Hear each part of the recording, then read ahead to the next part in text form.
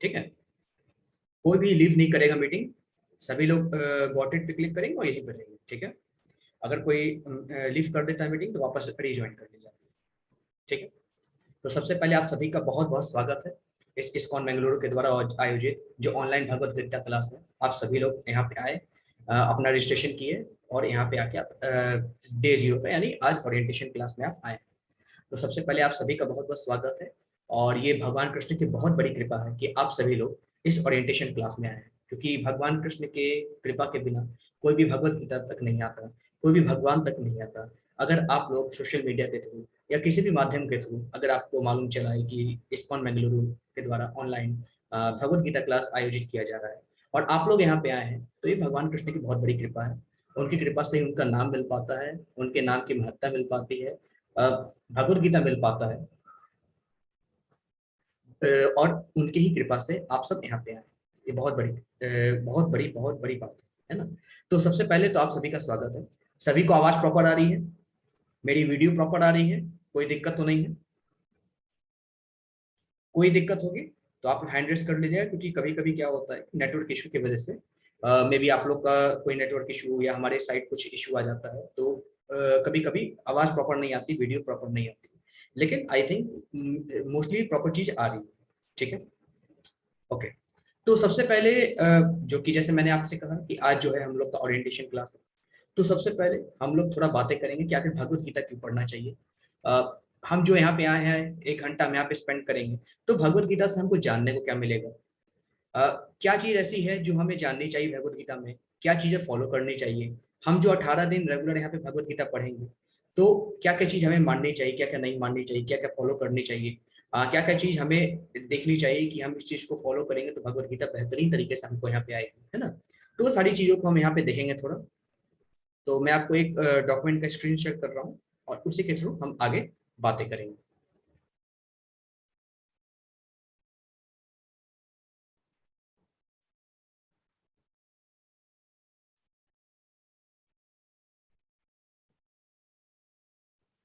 आप लोग के जो भी सवाल होंगे, जो भी क्वेश्चंस होंगे, काइंडली आप लोग जब ये सेशन खत्म हो जाए, क्लास खत्म हो जाए, उसके अंत में आप लोग हैंड रेस कर दीजिएगा। तो जो भी आपके क्वेश्चंस हो हम लोग उसको हैंडल करेंगे। ठीक है।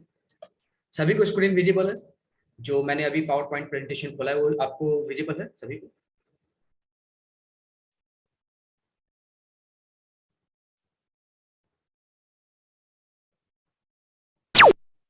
ठीक। तो आज हमारा जो ओरिएंटेशन डे है, यानी यहाँ पे हम देखेंगे कि आखिर भगवत गीता पढ़ने का क्या फायदा मिलता है, हम जो इस क्लास में आए हैं क्या हमें बेनिफिट मिलने वाला है, ये सारी चीजें हम थोड़ा देखेंगे। सबसे पहले जो ओरिएंटेशन का हमारा है, काइंडली सभी लोग हैंड डाउन कर लीजिए, क्योंकि जो भी आपको डाउट हो आप बाद में पूछ सकते हैं, अपने डाउट लिख के रखिएगा, बाद में आप पूछ सकते हैं। एक अच्छी सुनने का भी एक अच्छा वक्ता और एक अच्छा श्रोता, और एक अच्छा वक्ता क्या होता है? जो सबसे पहले सुने। अगर आपको कोई प्रश्न हो तो आप उस चीज को सबसे पहले सुने जो मैं आपको बता रहा हूँ, है ना। तो उन चीज को आप अगर सुनेंगे बेहतरीन तरीके से, तो आपको कई डाउट्स अपने आप क्लियर होते जाएंगे अंत तक, इस क्लास के अंत तक, एंड ऑफ द क्लास आपको सारे डाउट क्लियर हो जाएंगे। अगर आप अच्छे से नहीं सुनेंगे, स्टार्टिंग में ही आप सोचेंगे कि हमें ये डाउट है, ये डाउट है, तो आप फिर डाउट आपका रहेगा, आपका डाउट क्लियर नहीं हो पाएगा। तो सबसे पहले आप शांति से सुने जो भी मैं आपको बता रहा हूँ, 1 घंटे के क्लास में जो भी मैं आपको बताऊंगा, किस तरीके से आपको क्लास अटेंड करनी चाहिए, किस तरीके से आप भगवत गीता को सुन सकते हैं, उन सारी चीजों के बारे में, एक एक पैरामीटर के बारे में मैं आपको बताऊंगा। ध्यान से सभी लोग सुने, है ना। मैसेज करना बंद कर दीजिए अभी, अभी सिर्फ जो मैं बता रहा हूँ उन सारी चीजों को बेहतरीन तरीके से सुने। ठीक है। तो आज की जो ओरिएंटेशन है वो 12 स्टेप्स में। ठीक है। पहला थोड़ा सा हम इंट्रोडक्शन देखेंगे कि आखिर ये कोर्स का इंट्रोडक्शन क्या है, भगवत गीता के बारे में थोड़ा जानने की कोशिश करेंगे, है ना। जो मैं भगवत गीता यहाँ से हम लोग यहाँ पे पढ़ेंगे फ्रॉम द टुमारो, यानी कल से डे 1 से स्टार्ट होगा हम लोग का भगवत गीता। तो कौन सी बुक चाहिए, उन सारी किताबों के बारे में हम थोड़ा जानेंगे, क्या किताब खरीदनी पड़ेगी, क्या उन सारी चीज़ों के बारे में कि किताब खरीदनी है कि कहाँ से मिलेगा किताब भगवत गीता का, उन सारी चीज़ों के बारे में देखेंगे। कुछ जो व्हाट्सएप ग्रुप आप लोग ज्वाइन किए हैं, तो व्हाट्सएप के कुछ रूल्स एंड रेगुलेशंस है कि व्हाट्सएप पे क्या आपको फॉलो करना है, क्या नहीं फॉलो करना है, उन सारी चीज़ों के बारे में हम थोड़ा देखेंगे। टीचर्स एंड एडमिन्स, यहाँ पे टीचर और एडमिन्स के बारे में मैं इंट्रोडक्शन करूंगा। मैं तो टीचर हूँ यहाँ का, यहाँ पे एक एडमिन भी है, उनके बारे में मैं आपको बताऊंगा।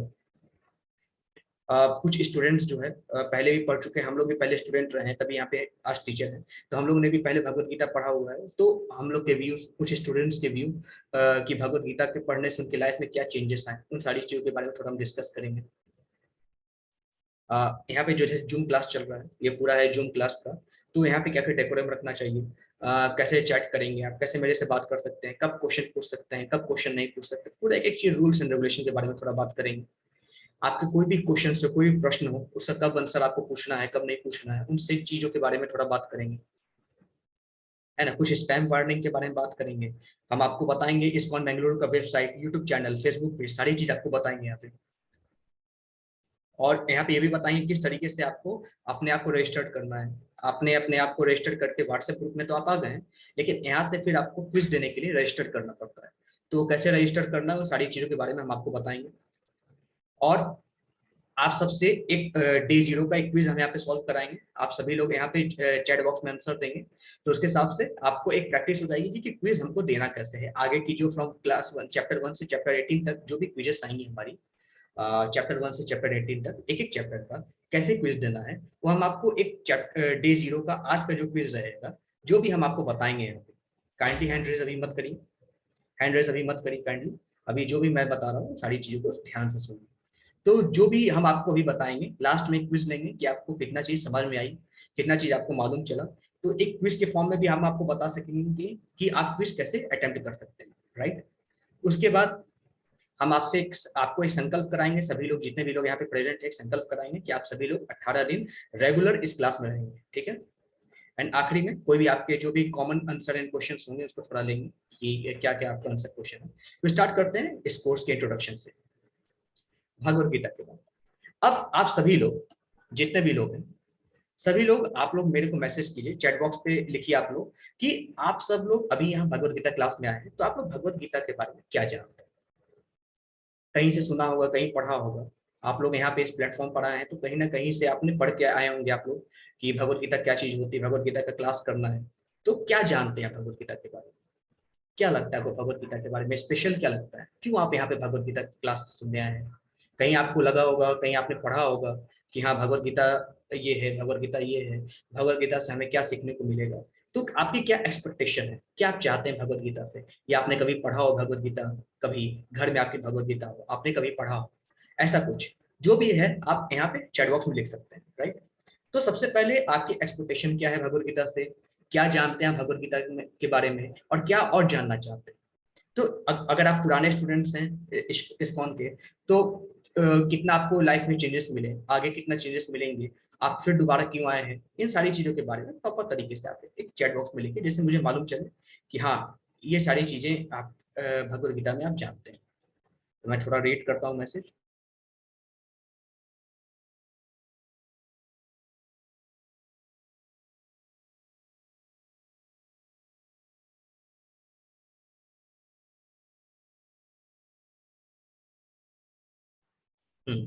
तो मोस्टली आंसर ये आ रहे हैं कि भगवत गीता जो है हमारे लाइफ का एक रेगुलेशन है, हमारे लाइफ को गाइड करता है। भगवत गीता से हमें भगवान के बारे में जानने को मिलता है। भगवत गीता से जो भी हमारे जीवन में प्रॉब्लम्स हैं उन चीज़ों को हम जान सकते हैं, एंड नंबर्स ऑफ रिप्लाई आ रहे हैं। तो बिल्कुल ठीक है।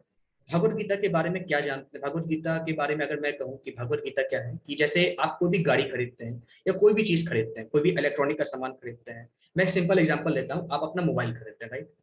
मोबाइल खरीदते तो उसके साथ भी एक बुक आता है, एक वो रेगुलेशन का बुक रहता है कि कैसे आपको मोबाइल ऑपरेट करना है, चार्जिंग कैसे लगानी है, मोबाइल का चार्जर कैसे यूज करना है, कितना देर मोबाइल को चार्ज करना है, कितना नहीं करना है ना। उन सारी चीजों के रूल्स एंड रेगुलेशंस आपके हर चीज के लिखे रहते हैं। अगर आप कोई भी इलेक्ट्रॉनिक का सामान लेते हैं, कोई भी तरह का सामान लेते हैं, चाहे इलेक्ट्रॉनिक्स हो चाहे किसी भी तरह का सामान लेते हैं, तो हर चीज की रूल्स एंड रेगुलेशंस होते हैं, राइट।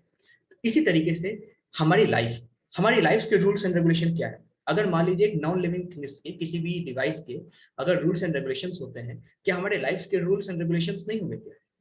हमारे लाइफ में भी तो ऐसे रूल्स एंड रेगुलेशंस होंगे कि जिस पे चल के हम एक अच्छी लाइफ जी सकते हैं।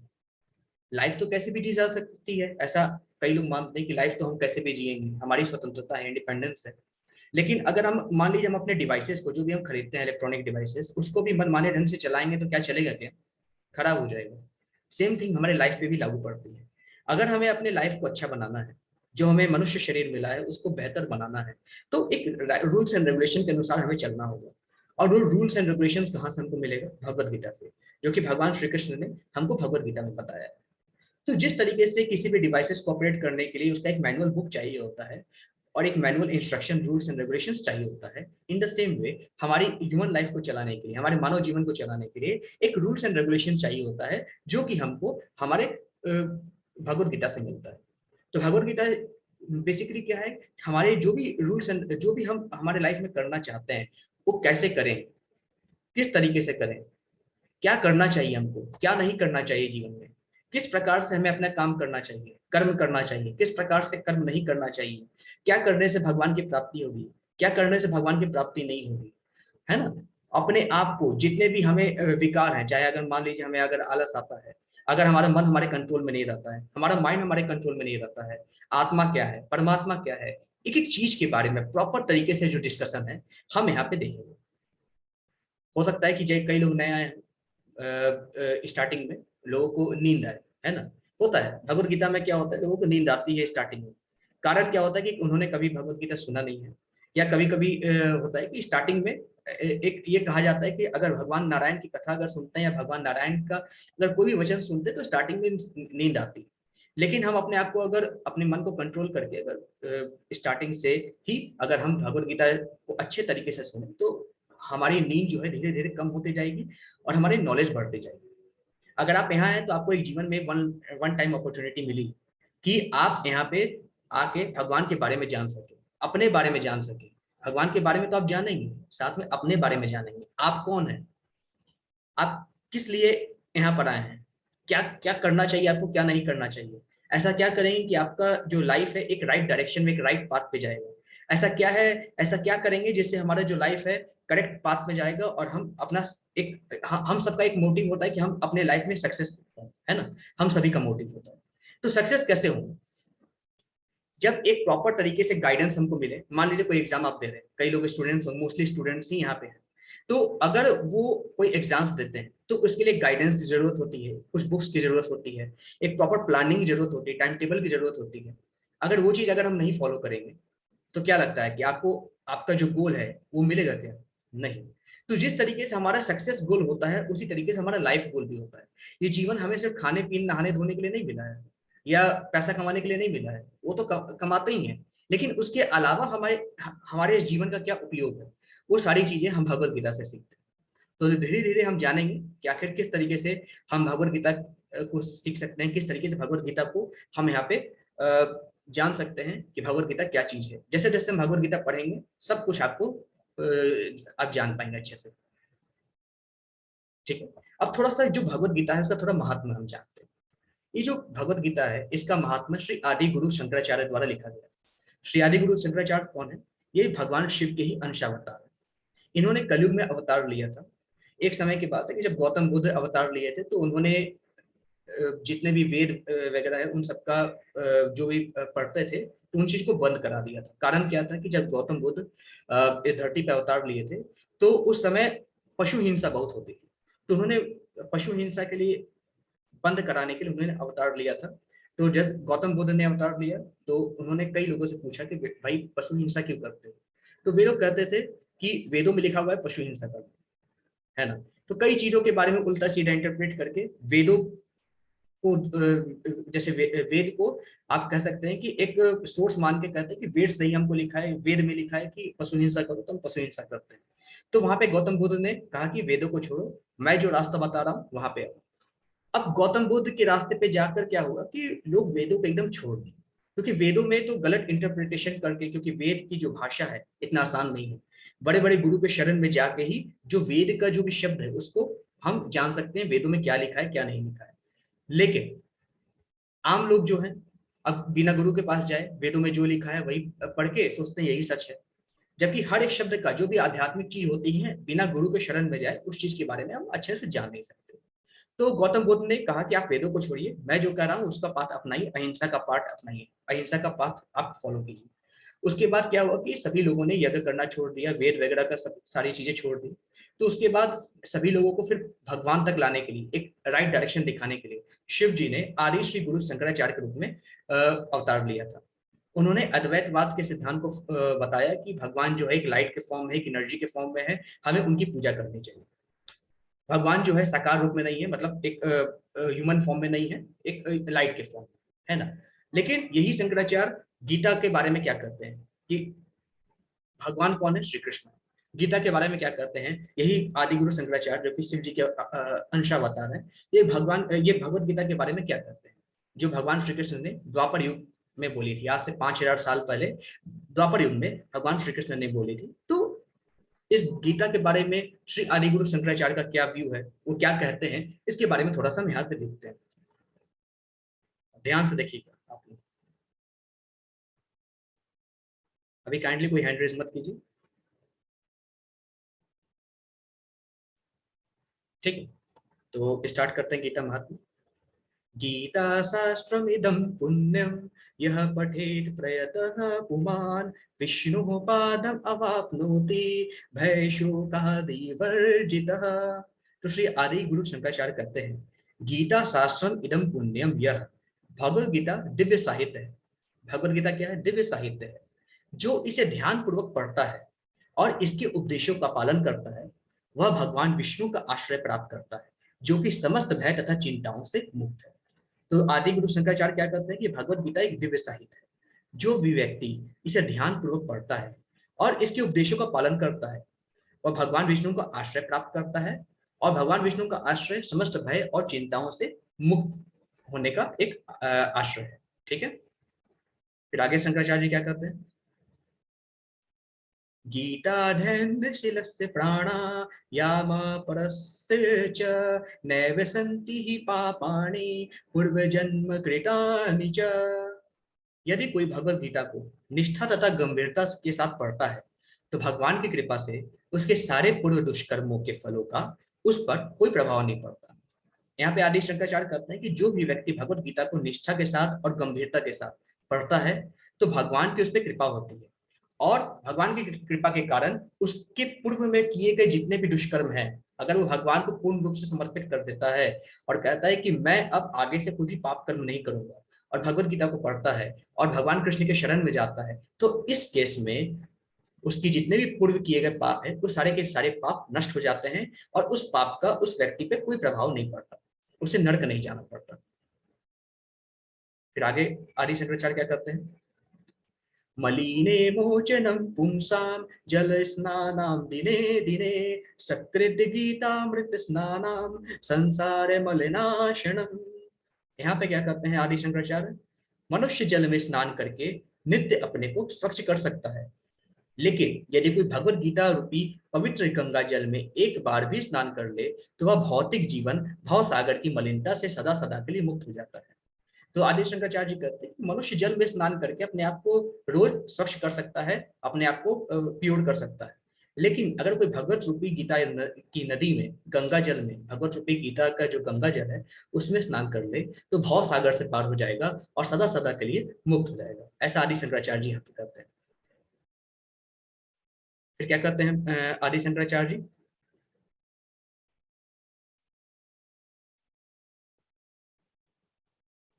गीता सुपिता कर्तव्या धीमन्यो शास्त्र विस्तर है, या स्वयं पदेना भस्या मुख्य पद्या दव विनिश्रिता। चूंकि भगवत गीता भगवान के मुख से निकली है, अतएव किसी अन्य वैदिक साहित्य को पढ़ने की आवश्यकता नहीं रहती है। केवल भगवत गीता का ही ध्यान पूर्वक तथा मनोयोग से श्रवण तथा पठन पाठन करना चाहिए। केवल एक पुस्तक भगवत गीता ही पर्याप्त है, क्योंकि यह समस्त वैदिक ग्रंथों का सार है और इसका प्रवचन भगवान ने किया है। तो यहाँ पे क्या आदि शंकराचार्य बोलते हैं कि भगवत गीता जो है स्वयं भगवान श्री कृष्ण के मुख से निकली, अतः भगवत गीता ही सबसे पढ़ने योग्य पुस्तक है। उसके अलावा कोई पुस्तक, कोई वैदिक साहित्य पढ़ने की आवश्यकता ही नहीं। केवल भगवत गीता का ही ध्यान पूर्वक अध्ययन करना चाहिए, मन से उसका श्रवण करना चाहिए और पठन करना चाहिए। केवल एक पुस्तक भगवत गीता ही पर्याप्त है। हम लोग के पास टाइम नहीं रहता ना, हम लोग भगवत गीता ही हमारे लिए पर्याप्त है। हम कलयुग के प्राणियों के पास टाइम नहीं रहता, कई सारे काम करने होते हैं। हम सिर्फ और सिर्फ भगवत गीता का अगर अच्छे से अध्ययन करें, तो वही एक पर्याप्त है, वही पर्याप्त है। और समस्त वैदिक ग्रंथों का, जितने भी पुराण हैं, जितने भी वेद हैं, उन सबका सार भगवत गीता में दिया हुआ है। और इसका प्रवचन स्वयं भगवान ने दिया है। तो यहाँ पे आदि शंकराचार्य कहते हैं कि जिस किताब का प्रवचन स्वयं भगवान ने दिया हो, उस किताब को ही हमको आत्मसात करना चाहिए, उस किताब को हमको पढ़ना चाहिए। उसके अलावा कोई भी वैदिक ग्रंथ नहीं पढ़ना चाहिए, क्योंकि भगवत गीता सभी वैदिक ग्रंथों का सार है। ऐसा आदि शंकराचार्य यहाँ पे कहते हैं।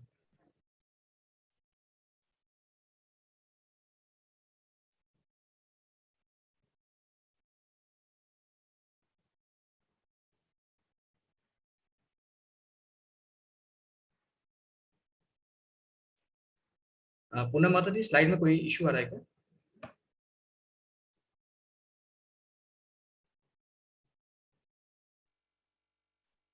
हरे कृष्ण पूनम माता जी, हरे कृष्णा प्रभु जी। स्लाइड में कोई ये इशू है? गीता शास्त्रम वाला स्लाइड लगा हुआ है अभी स्क्रीन पे। अभी ठीक है ना? जी जी। कल गीता शास्त्रम से ही इशू आ रहा था क्या?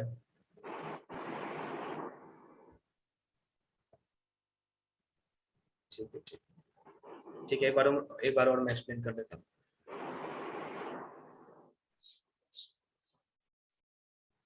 ठीक, एक बार और मैं एक्सप्लेन कर देता हूँ, मे भी कोई नेटवर्क इशू होगा।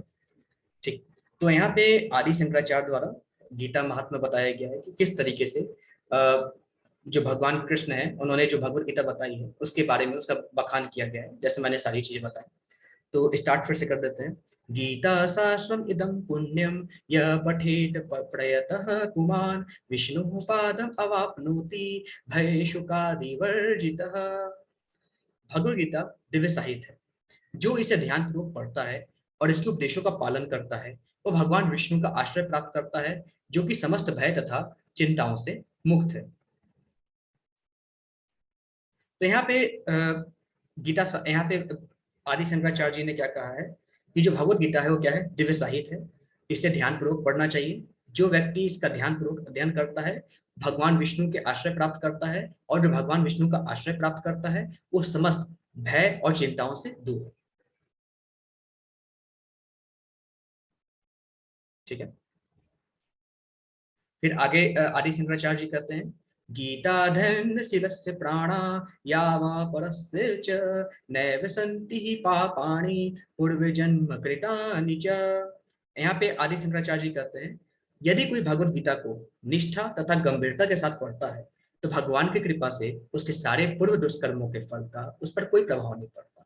तो आदि शंकराचार्य जी कहते हैं, अगर कोई भी व्यक्ति पूरी निष्ठा के साथ, पूरी गंभीरता के साथ भगवत गीता को पढ़ता है और भगवान के शरण में जाता है और ये संकल्प लेता है कि आगे से किसी भी तरह का पाप कर्म वो नहीं करेगा, तो भगवान की कृपा से उसके जितने भी बुरे काम है, बुरे कर्म है, उसका जो भी फल है वो उस व्यक्ति को नहीं मिलता, उसके सारे बुरे कर्म नष्ट हो जाते हैं। भगवान के द्वारा बोले गई भगवत गीता का इतना महत्व है। लेकिन उसे संकल्प लेना होगा कि आगे आगे से कोई भी तरह का बुरा काम वो नहीं करेगा।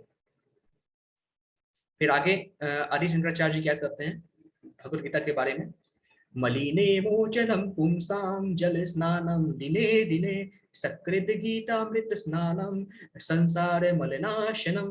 यहाँ पे क्या कहते हैं भगवान कृष्ण के बारे में, जो उन्होंने भगवत गीता बोला है आदि शंकराचार्य जी, कि जो मनुष्य है जल में स्नान करके नित्य अपने को स्वच्छ करता है, लेकिन यदि कोई भगवत गीता रूपी पवित्र गंगा जल में एक बार भी स्नान कर लेता है, तो वह भौतिक जीवन यानी भव सागर की मलिनता से सदा सदा के लिए मुक्त हो जाता है।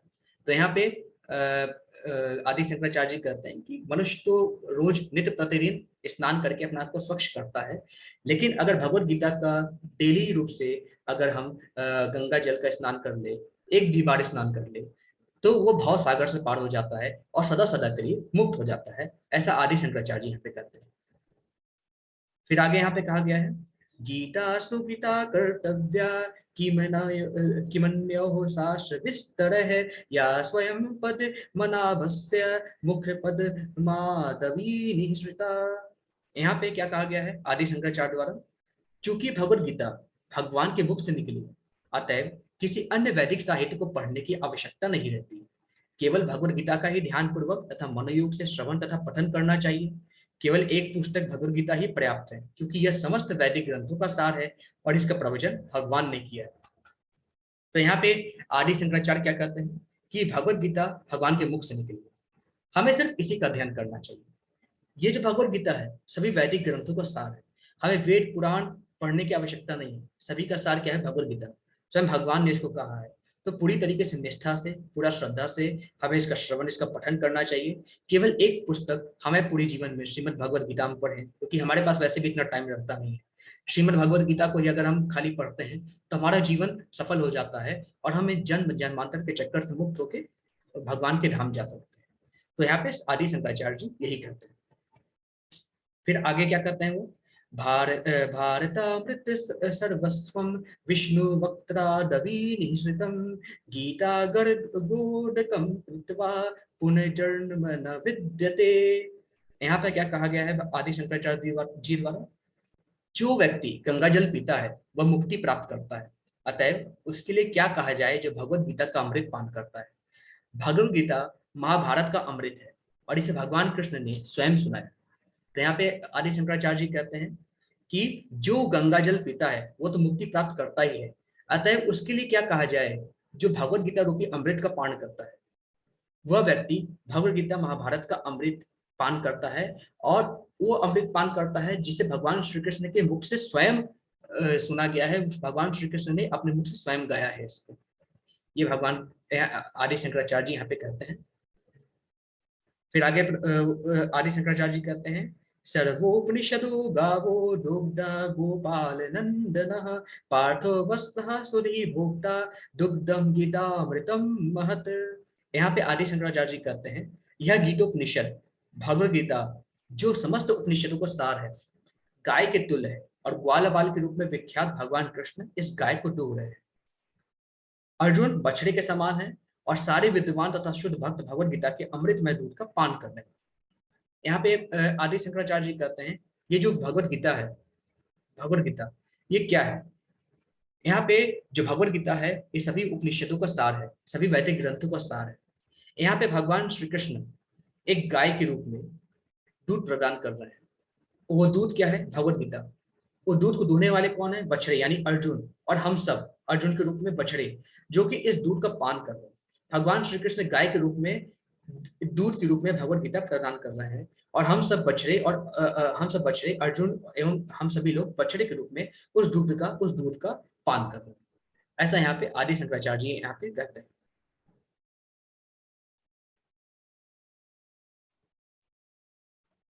आखिरी में आदि शंकराचार्य जी कहते हैं, एकम शास्त्रम देवकी पुत्र गीतम एको देवो देवकी पुत्र एको मंत्रस्तस्य नामानि यानि कर्मापैकम तस्य देवस्य सेवा। यहाँ पे आदि शंकराचार्य जी कहते हैं, आज के युग में लोग एक शास्त्र, एक ईश्वर, एक धर्म तथा एक वृत्ति के लिए अत्यंत उत्सुक है। अतः सारे विश्व के लिए केवल एक शास्त्र भगवत गीता हो, सारे विश्व के लिए एक ईश्वर हो देवी की पुत्र कृष्ण, एक मंत्र, एक प्रार्थना हो, उनके नाम का कीर्तन, हरे कृष्णा कृष्ण कृष्ण हरे हरे, हरे राम राम राम हरे हरे, केवल एक ही कार्य हो, भगवान की सेवा। आखिरी में आदि शंकराचार्य जी कहते हैं, आज के युग में लोग एक शास्त्र के पीछे रहते हैं, सिर्फ हमें ज्यादा किताब ना पढ़नी पड़े, कोई एक किताब पढ़ें, एक ईश्वर हो, अनेक ईश्वर के पीछे भागना पसंद नहीं करते, एक धर्म हो और एक वृत्ति के लिए सदैव सभी लोग उत्सुक रहते हैं।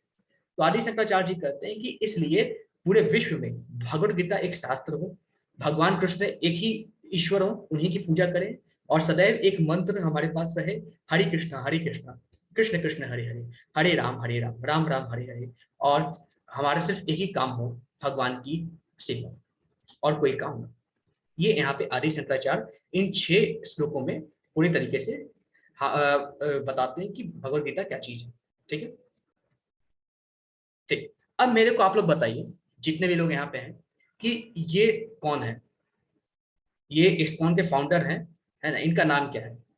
जितने भी लोग जानते हैं वो सब बता सकते हैं, अपने चैट बॉक्स में आप लोग लिखिए, ये कौन है, इनका नाम क्या है?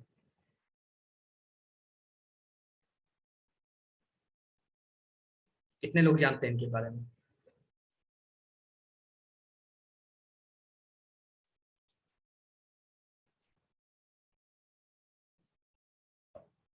जी बिल्कुल। ये ऐसी भक्ति वेदांत स्वामी प्रभुपाद जी, इनको हम लोग श्रीला प्रभुपाद जी कहते हैं, लेकिन इनका पूरा नाम क्या है? आचार्य भक्ति वेदांत स्वामी प्रभुपाद। ये इस्कॉन के फाउंडर है। है ना। और इन्हीं की टीचिंग, इन्हीं के द्वारा बताए गए जो भगवत गीता के अर्थ हैं, जो भी भगवान कृष्ण ने भगवत गीता कही है ना, उन सारी भगवत गीता का सार और भगवान कृष्ण एक्चुअल में क्या कहना चाह रहे हैं, उन सारी चीजों के बारे में प्रभुपाद द्वारा लिखी गई किताब भगवत गीता यथारूप को ही हम आपको बता रहे हैं, है ना। तो भगवत गीता यथारूप को ही हम कल से अध्ययन करेंगे और यही प्रभुपाद जी क्लास लेने आए हैं, है ना। भगवत गीता के बारे में जानने आए हैं, तो ये कृपा किसकी है? श्रीला प्रभुपाद जी की। ठीक है, ये श्रीला प्रभुपाद जी ये जब विदेश गए थे, एक कहानी है।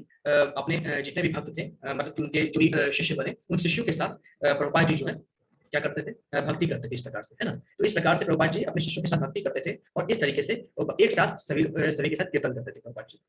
उसके बारे में एक दृश्य है, ये प्रभुपाद जी की छोटी सी कहानी है।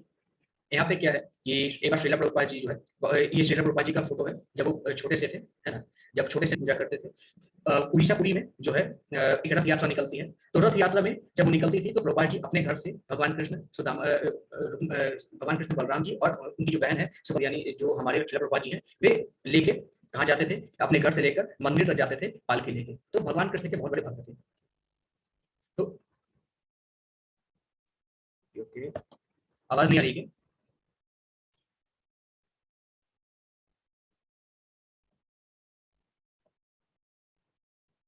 हाँ, साउंड।